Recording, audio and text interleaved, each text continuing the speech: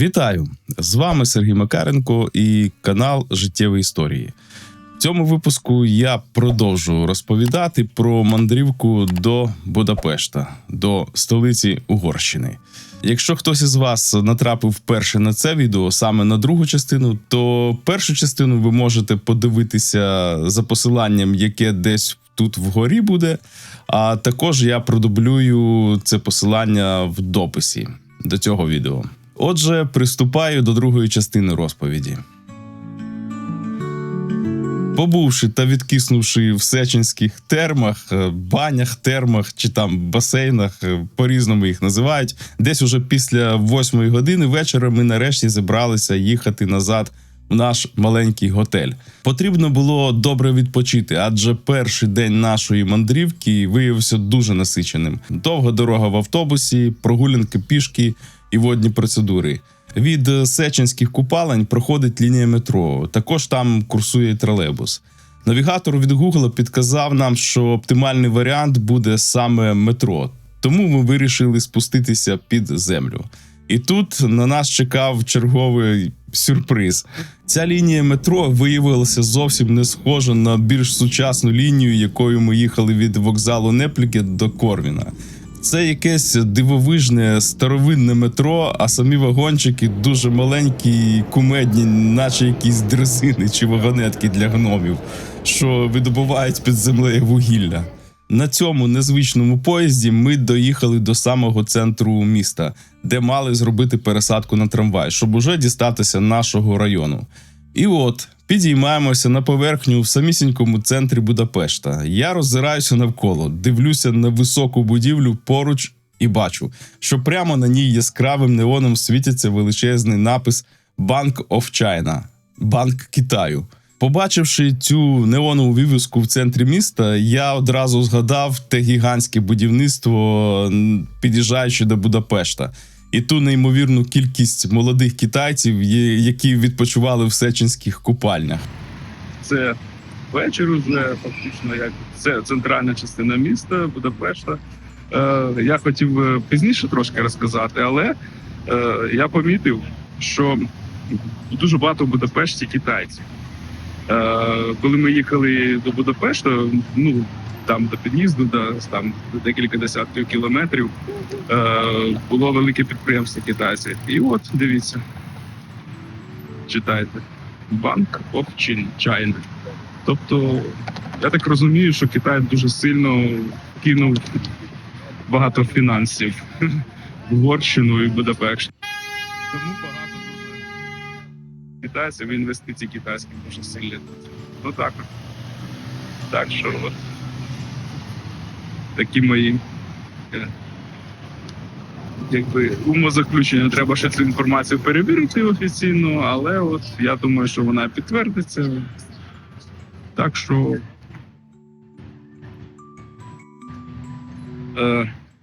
китайці дуже сильно поставили, я так розумію, на Угорщину. Тобто свої інтереси вони в Європі зараз, мабуть, через Угорщину проступають. Мені стало дуже цікаво, чому в Угорщині настільки сильно відчувається присутність Китаю. І я вирішив детальніше дослідити це питання.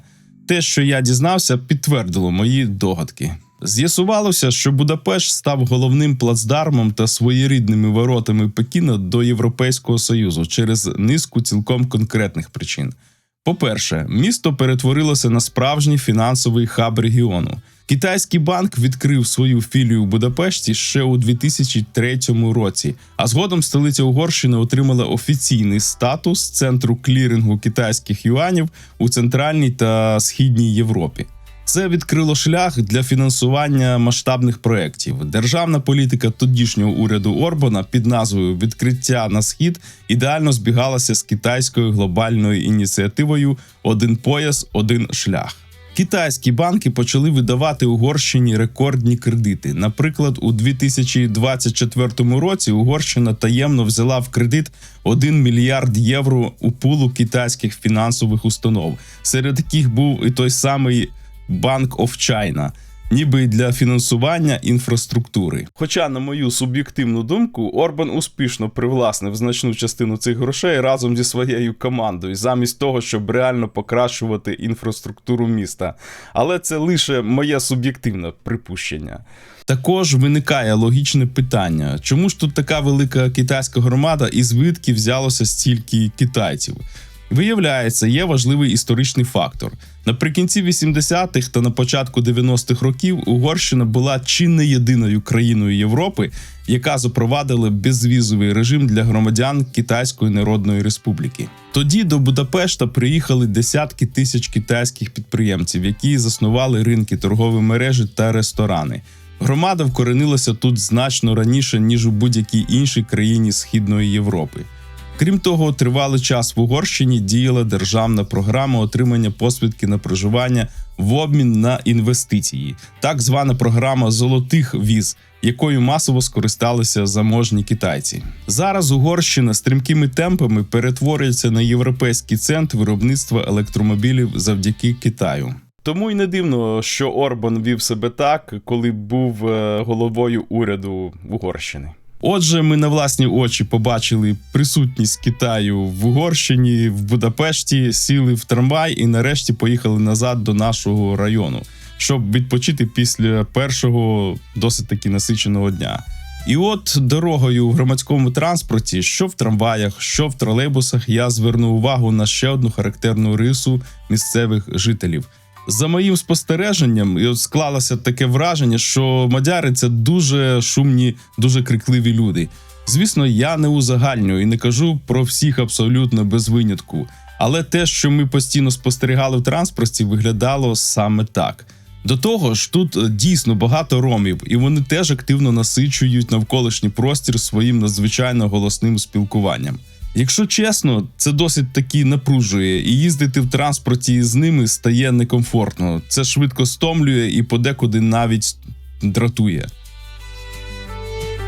Наступного ж дня ми вирішили підійти до справи більш ґрунтовно і поїздити по місту. Але перед тим, як знову вирушити до парламенту та центру міста, ми вирішили спочатку поїхати знову до того великого парку Варош-Лікет, де знаходяться купальні Сечені, щоб погуляти там уже за денного світла. Але, звісно, спочатку треба було як слід поснідати. Тож я швидко знайшов недалеко від нашого готелю невелике італійське кафе. Подивилися меню, ціни і нас все цілком влаштувало. До італійського кафе ми вирішили прогулятися пішки. Йти було зовсім недалеко, хвилин 10 чи 15. І от дорогою до кафе ми натрапили на такі от величезні, не рекламні, а інформаційні плакати на все вікно. І це виявився центр підтримки українських біженців в Будапешті. Ось така вулиця, тут ремонт ідуть. Отже, добре поснідавши в італійському кафе, ми нарешті поїхали до парку Варош-Лікет. На в'їзді до нього розташований великий архітектурний та культурний ансамбль із пам'ятниками видатним героям, королям та історичним особам Угорщини. Так от, вийшовши зі станції метро, ми одразу натрапили на дуже колоритне видовище. Літній місцевий чоловік, я так розумію, зірка караоке, влаштував там вуличний виступ. І я так розумію, він там регулярно цей виступ влаштовує. Навколо нього зібралося декілька персон, я так розумію, справжні вершки маргінального суспільства Будапешта. Вони там весело тусуються, збирають копійки від перехожих, п'ють пиво, голосно спілкуються і почуваються абсолютно невимушено. Amitől szívem lángagyó, tamasszala. Kocsi, kocsi, kocsi, kocszán, kellene vár egy kis labúr, amitől szívem lángagyó. Happy, happy, happy, very, very, very, happy, happy, happy. Birdie, birdie, birdie. No, no, no, happy, happy, happy. No, no, no, birdie, birdie, birdie. Happy, happy, happy. Birdie, birdie, birdie.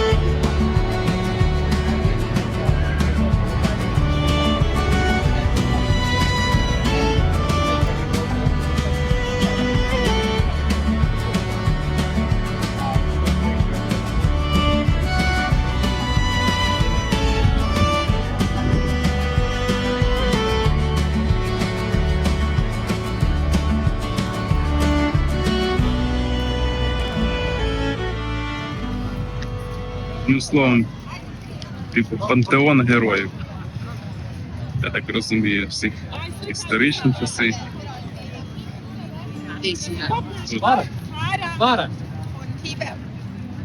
А зверху чомусь немає.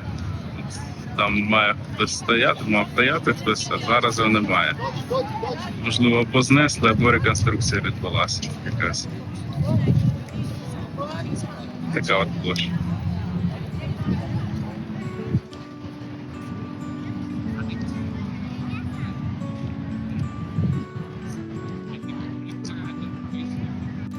Одним словом, ансамбль повністю цілком. Людей багато, вихідний день. Там якісь вінки лежать. Поклали, потім багато екскурсій. А там далі йде парк, і там з цієї сторони і наліво трохи йдуть знамениті купальні Сечень. Там музей. І там якісь музеї, так розумію. Ну, а це от місце. Це історії. Ну, я тут перший раз взагалі в цьому місці. Перший раз на цьому місці. Ну, враження які. Не знаю. Нічого такого нема у тих картах. Я не люблю взагалі, коли багато людей. Натовпи, бо там ще замок є, і там такі натовпи ходять. Підемо ще замок, подивимось. Але не люблю, коли багато людей. То я намагаюся їх уникати. Отже, тут, як би кажуть, поясняловка. Вона, звісно, Борською, що це реконструкція з цього центрального ангела в скульптурі. І от в руках, які він був. Реконструкція відбувалася. Ну і, звісно, він там має стояти. Я так розумію, реконструюють і потім знову туди поцеплять. Це ось такі от.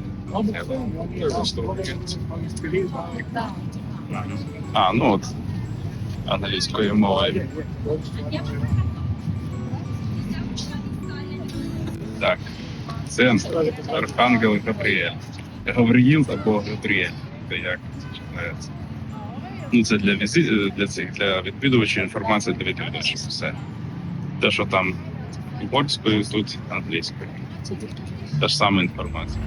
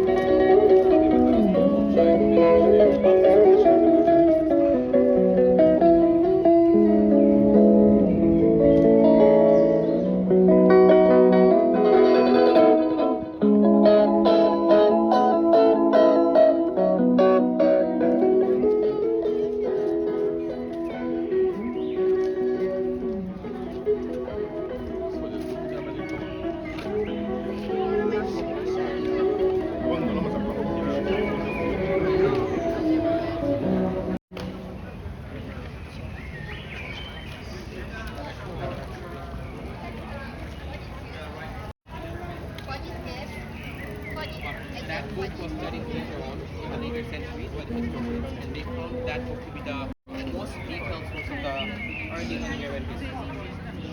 It's called the Gesta Hungarorum, now stored in museums. Like the book has been split into multiple parts and it's preserved in multiple museums across Europe.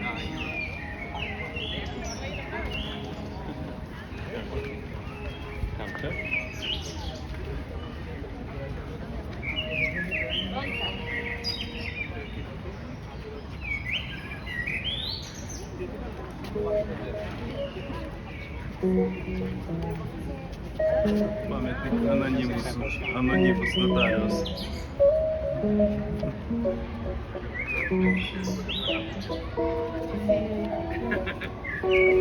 Після прогулянки парком та огляду історичних пам'яток ми попрямували знову в центр міста, до будівлі парламенту та набережної Дунаю, вздовж якої хотіли пройтися пішки. До парламенту ми їхали в метро, і ось ця центральна гілка метро, вона виглядає сучасно, як в більшості містах Євросоюзу.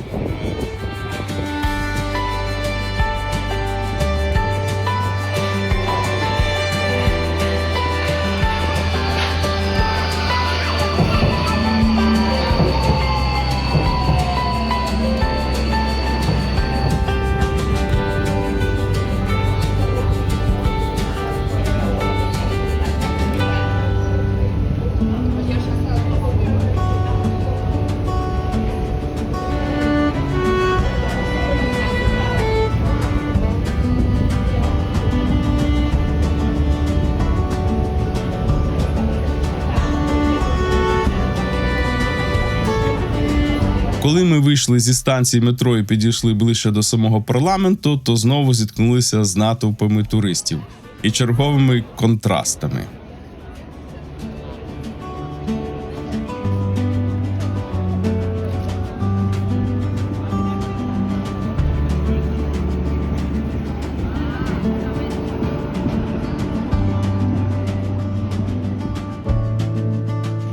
Так, отже, це парламент.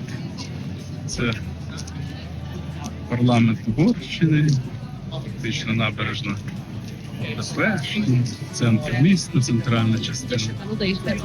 Зараз ми обійдемо все. Але є один нюанс. Будапешт – це місто контрастів. І буквально, може, менше кілометр або кілометр, навіть кілометр десь від цього парламенту є місця в центрі міста, де фактично лежать купи лайна. І все опісцяно. І так такі аромати, що дихати неможливо. І навіть тут поряд є такі місця. Так що це,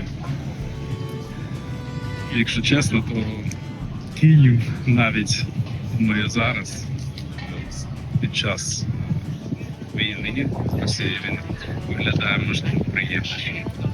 Так, це старовинне місто, пам'ятки такі, але такі контрасти. І ось ці аромати, ці опісцяне все лайно, це, скоріше за все, говорить про ментальність і культуру самих людей, які там живуть. Тобто тут ауслендерів не дуже багато практично. Ну, тут багато китайців, як я вже казав, але китайці не будуть. Це так переконано. Отже, китайці цим не будуть займатися, це фактично місцеве, тому що є і безхатькі, досить таки багато, є такі маргінального вигляду люди, і всякі алкаші є. І це присутнє. Звісно, центр вони тримають в такому, я б сказав, досить чистому вигляді, але от буквально декілька сот метрів від цих пам'яток і вже все кардинально міняється. Якось так. Ну от, для ознайомлення цікаво з'їздити в Будапешт. Принаймні мені. Тобто, тим більше, що я ніколи не був тут, повторююсь, то цікавий досвід такий. Ну от, знову ж таки, парламент. Зараз обійдемо його разом. Сьогодні досить таки спекотно, жарко. Да? Так, дуже гарна погода зараз. Ага, і спекотно. І, до речі, воду попити тут, знайти джерело, ми поки не знаходили. Так що якщо будете в Будапешті, буде спекотно, запасайтеся питною водою. Бо джерел, як, наприклад, в інших європейських країнах, в тому же Відні, наприклад, або в Німеччині немає. Так що запасайтесь питною водою. Бачите, дуже багато людей. До речі, сьогодні 2 травня. Вчора було 1 травня.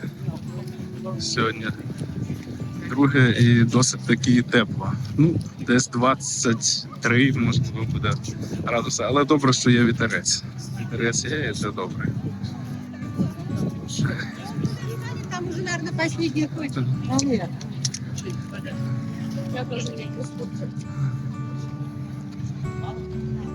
Зараз підходимо до набережної. Це пам'ятник, я так розумію, їхньому. Хто це може бути? Король чи хто? Це треба прочитати. Чи засновник? Чи засновник? Да. Да. Політичний діячі. Ну це да, ну це політичні діячі знизу. От. Ми так розумію, засновники, мабуть. А це, як кажуть, головний їхній.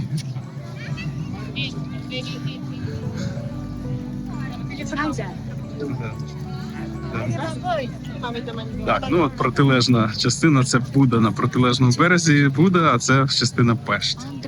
Да. Андраш Гюльба. Граф. Це граф. Да. Андраш Гюльба. Так, да.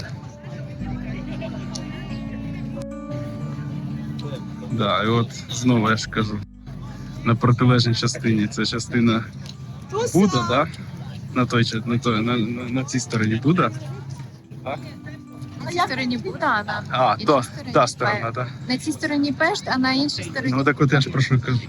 На цій стороні Буда, частина Буда називається, а це ми на стороні Пешту. Пешт. Ну так, і разом називається Будапешт. It's coming there now. From here, the tram, about half an hour, it will go right next to the river.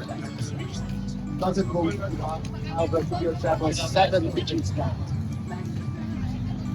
От є такі пагорби тут Дунай, ось цей Дунай весь. Тут такі, я б сказав, брудновата річка взагалі, а то там кажуть, голубий Дунай, ніфіга він не голубий. Нехай не трендять, як кажуть. Можливо, місцями десь він голубий, але тут він сірий, брудний. Так як і в Австрії, Да, так да. як і в Словаччині. Ну, в Австрії ні, там є, от ми їхали ж, там дійсно був голубий частинами. Ну там. Так що ось є пагорби теж свої, такі от гори тут. Не така рівнена місцевість, наприклад, як інша частина Борщини, яка там йде до західна частина. Тут вже такі гори, скоріше, що починаються Татри там десь на північі. Ми спустилися до самої набережної, і перше, що мені впало в очі, я навіть не приховував тоді своїх емоцій і зняв все це на камеру, це повна відсутність будь-яких захисних споруд чи бордюрів на набережній. Падати вниз там реально високо, точно більше 3 метрів, а внизу біля набережної лежить величезне, дуже гостре каміння. Ну от, якщо людина туди перечепиться і впаде, вона може або сильно покалічитись, або взагалі розбитися насмерть. Тут такий спуск, він досить такий крутий, ну, височенький, і тут каменюки. Уявляєте? Тобто це от церква, це фактично парламент тут напроти. Там трошки є дуже багато туристів, і це небезпечно взагалі. От, знаєте, це країна Євросоюзу. І тут можна травмуватися, навіть вбитися можна. Ну, погнали. І тут я так бачу, що тут владі місцеві, взагалі владі, насирати на безпеку навіть туристів. Не то, що на своїх громадян, то туристів теж насирати. Захисту ніякого нема. Отак. Так що можете самі це бачити. Це не то, що я критикую, це очевидно, це не знаю, це так ставити взагалі до безпеки людей, може людина слухатися, може впасти. І я просто в шоці, знаєте. От. Так. Аплодують комусь там, не знаю, кому вона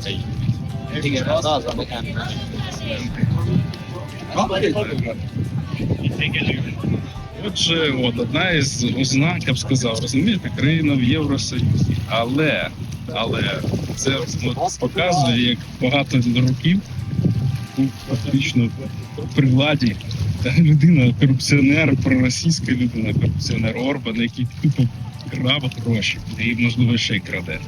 І я не кажу це про Орбана, це оточення і це багато, скоріше все ж чиновників, які цим займаються.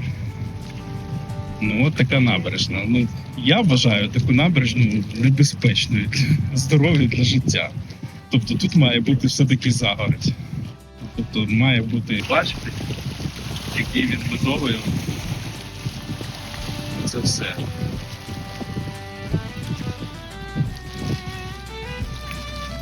Тож, тут це жесть. На мою думку, це жесть. Хоча гарно. Я не кажу, що не гарно. Гарно, так. Мальовничі місця, історичні місця, так. Це дуже гарно. Але красоти все-таки мало. Має ще бути якість для людей. Для життя людей, для туристів якість має. Тож Будапешт – це місто вигідне для туристів в плані цін, якби в плані їжі, харчування, там ресторації, не дуже дорого взагалі, досить такі прийнятні ціни. Але власне інше, от, ну не знаю, такі двоякі відчуття. Це я намагаюся просто зі своєї сторони, якби суб'єктивним об'єктивізмом, можна далі так сказати. Те, що бачу, про те й говорю. І що відчуваю в даний момент.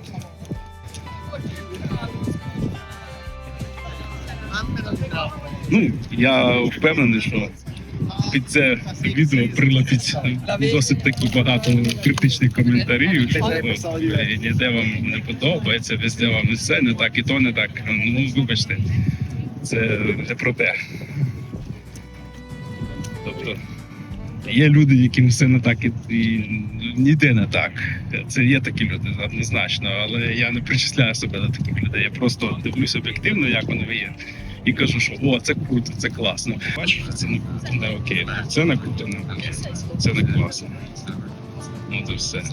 І, звісно, я своїми думками ділюсь. Так, у мене телефон перегрівається, треба вимикати спокійно.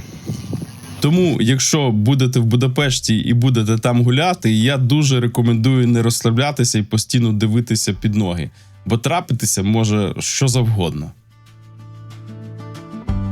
По набережній, пішки, по ґрунтовій стежці, яка в суху і спекотну погоду перетворюється на таку пилову стежку, ми дісталися мосту, який з'єднує дві частини міста, і вирішили поїхати до цитаделі.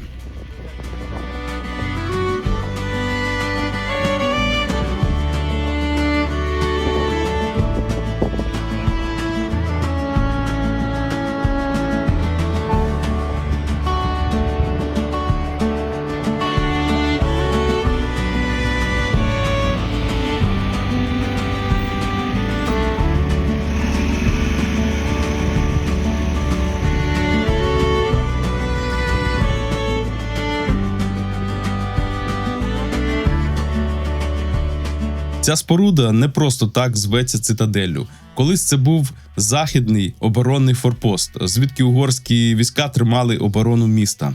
Сам комплекс дійсно вражає. Видно, що його сучасну реконструкцію вклали чималі гроші. Але є один практичний нюанс. Від зупинки автобуса до самої пам'ятки доводиться йти вгору пішки. Звісно, можна взяти таксі і під'їхати ближче. Проте ми таки туди дійшли.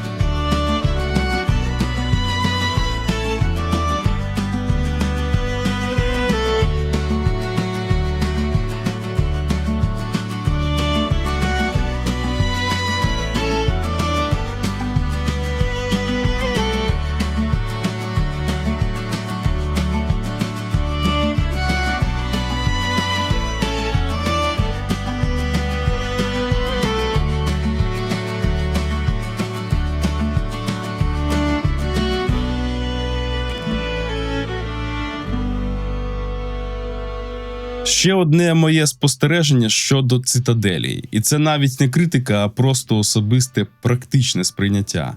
Вхід до комплексу побудований з дуже білого такого каменю. Коли сонце світить наповну, а ти йдеш без сонцезахисних окулярів, це світло буквально лупить тобі в очі, відбиваючись від сходів і від стін.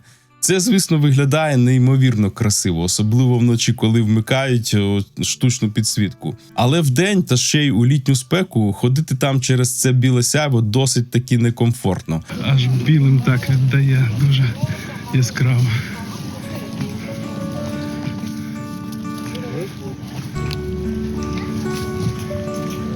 Сліпить аж.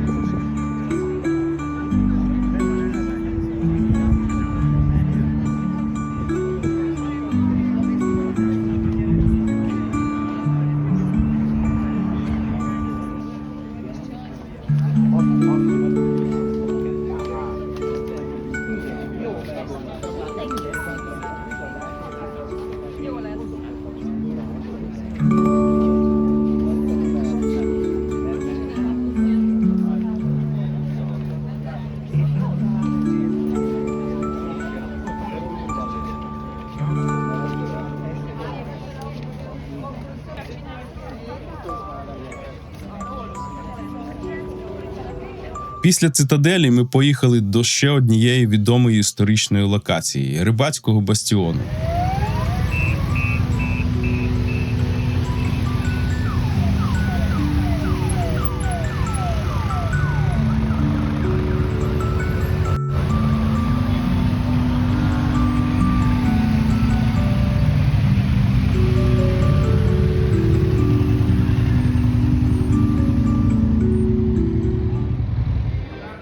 Попри те, що це неймовірно красиве місце з величезним внутрішнім подвір'ям, я вже настільки сильно втомився і виснажився за день, що мені було просто нецікаво його детально оглядати і ходити там. Для мене це відвідування було у форматі просто відмітитися. Я зафіксував кілька кадрів на відео, зробив фотографії і на цьому усе. Не було вже ні сил, ні життєвої енергії, ні банального бажання захоплюватися всією цією архітектурною красою.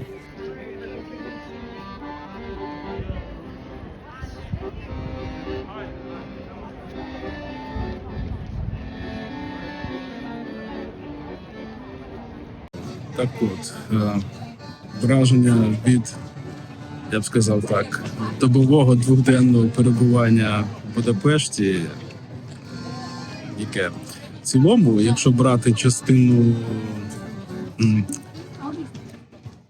туристичну частину міста, то враження досить таки непогані. Якщо брати враження від відвідин Сеченських купалин, купалень. Це басейни такі з водою, з артезіанською, так розумію, з теплою.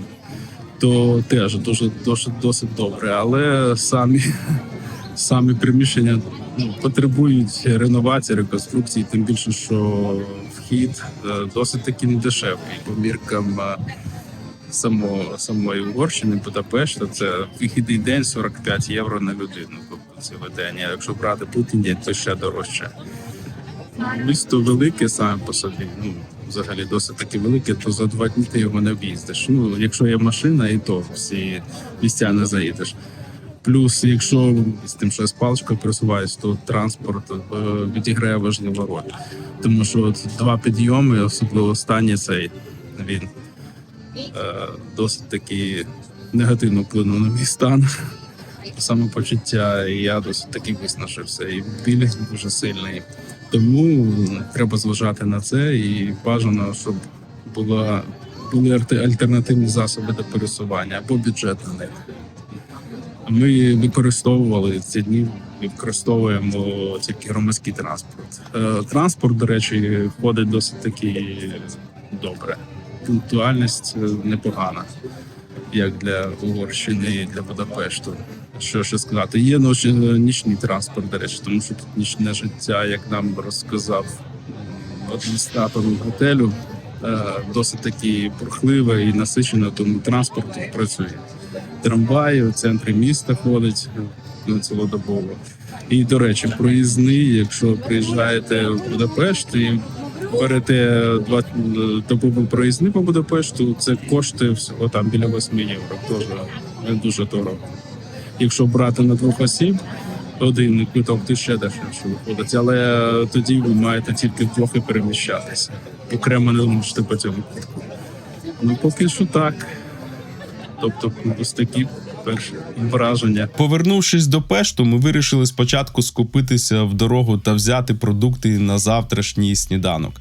Після цього ми вирушили шукати якесь гарне кафе чи ресторанчик, щоб нормально повечеряти. Бо ми були дійсно голодні. З самого ранку фактично нічого не їли, трималися лише на звичайній воді. В центрі Будапешту досить таки великий вибір кафе та ресторанів, і нам припало до смаку одне кафе. Воно дійсно гарне, світле, затишне, із чудовим персоналом і дуже якісною їжею і недорогою. Тож, гарно повечерявши, ми повернулися до нашого готельчику, бо треба було збиратися завтра зранку в дорогу назад до Австрії. Як я вже казав, в номері був телевізор. Було цікаво дізнатися, як угорська мова сприймається на слух із телевізора. І я вам скажу, що ми не зрозуміли абсолютно нічого. Практично жодного слова. Угорська – це взагалі не європейська, не слов'янська група мов. Спілкуючись з деякими угорцями, які живуть і працюють в Австрії, мені казали, що Угорщина – це така собі мовна країна-бульбашка посеред Європи. Ця мова належить до угрофінської групи. Вона сформувалася ще з часів давньої міграції з території Фінляндії, хоча на сучасну фінську вона теж геть не схожа. Плюс туди додалася помітна частка турецької мови та домішки ще декількох східних мов. На слух вона не нагадує жодну іншу європейську чи слов'янську мову. Це щось унікальне та зовсім незрозуміле для нашого вуха. Ось такою була наша дводенна мандрівка на травневі свята до Угорщини, до Будапешта. Це місто і країна, де я ніколи раніше не був. Лише одного разу проїздом. Тож нарешті вдалося познайомитися з Будапештом ближче. Який висновок я можу зробити після цієї поїздки? Жити в цій країні я однозначно не хотів би і не хочу. Тим більше не хотів би жити в самому Будапешті. Це точно ні. Поїхати туди ще раз в якості туриста, якщо захочеться економно і дешево відпочити, можливо так. Можна ще раз з'їздити в ті самі терми чи побувати на озері Балатон. Але, мабуть, не більше. Можливо, це буде з часом, коли Угорщина стане більш цивілізованою. Звісно, тоді вона стане і дорожчою. Крім того, і це очевидно, туди дуже активно влився великий китайський капітал. А китайці однозначно посилюватимуть свій вплив і намагатимуться все взяти під свій контроль. Принаймні, такі в мене думки на цей рахунок. Щодо самого Будапешта, то це досить велике місто. Щоб дослідити його по-справжньому детально, тут треба пожити хоча б тиждень, аби нормально все об'їхати. І бажано пересуватися на автомобілі чи таксі, щоб було швидше. Ми, наприклад, так і не дісталися острова, де проходить відомий музичний фестиваль «Зігет». Та й у багатьох інших місцях просто не встигли побувати. Загалом це красиве історичне місто з величезною кількістю досить таки унікальних архітектурних пам'яток. І попри той бруд та нечистоти, на які ми натикалися в Пешті, загальне враження від міста все одно лишилося досить таки хорошим.